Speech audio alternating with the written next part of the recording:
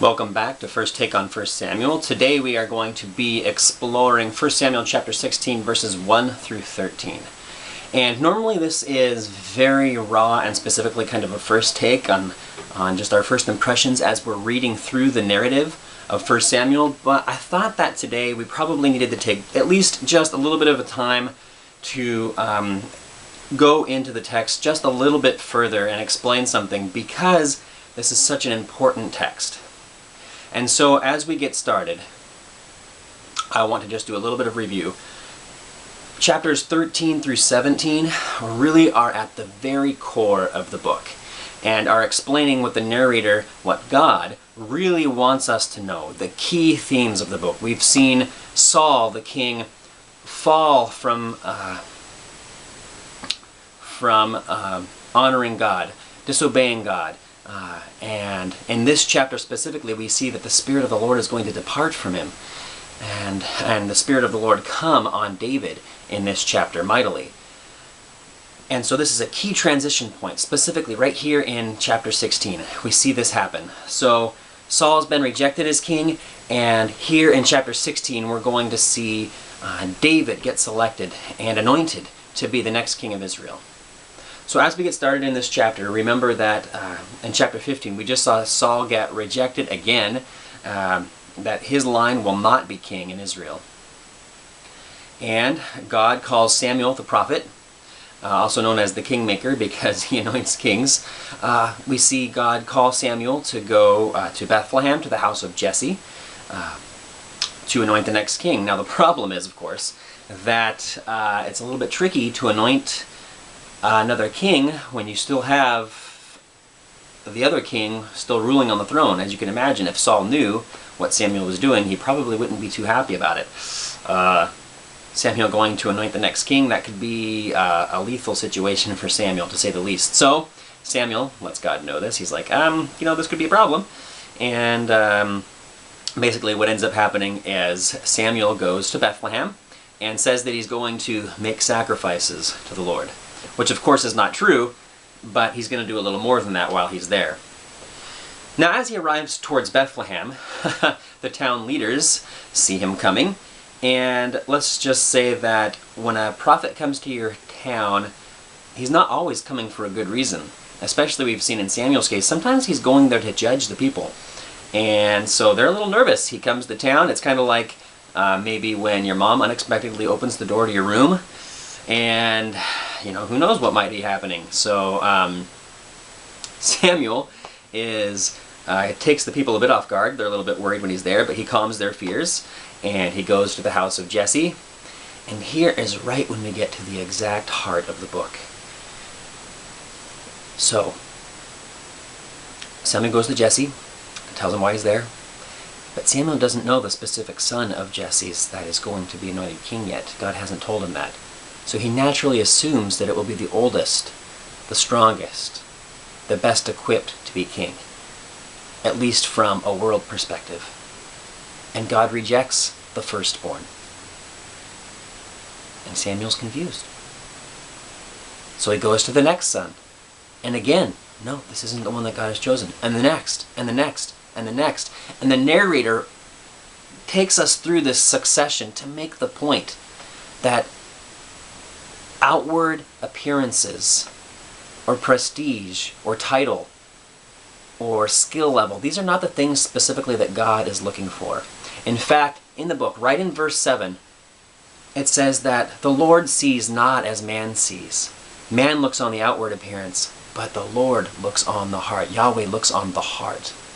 God is going to choose a king that is going to glorify Yahweh, that is going to glorify God. Now there's an interesting thing about this particular passage right there in verse 7 when God makes that quote, which really is the overarching theme of the entire book of 1 Samuel. As some of you may know, the Samuel narrative really is both 1 and 2 Samuel. It's all one story, it's all one narrative.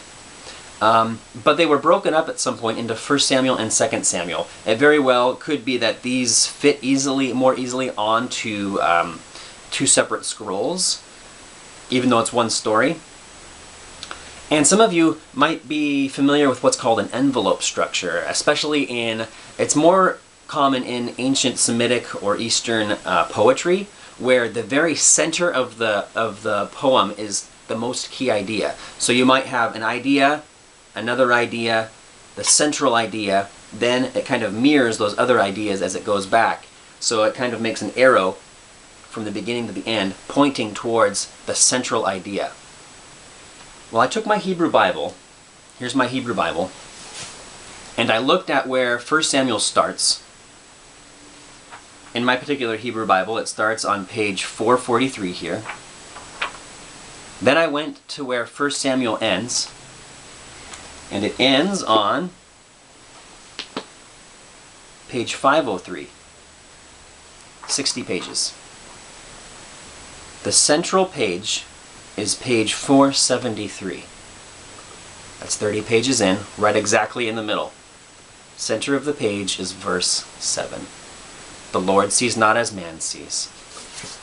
Man looks on the outward appearance, but the Lord looks on the heart. I don't think that's just coincidence. I might be crazy there. I haven't heard a lot of other commentators mention this particular thing. Again, there's the problem of that's the very center of 1 Samuel, whereas the whole Samuel narrative is 1 and 2 Samuel. But I don't think that's something that should be overlooked, especially when we're looking at narrative, especially Eastern Semitic narrative. This is what the author wants us to understand is the most important and key idea. God looks on the heart. So Samuel anoints David, the least son.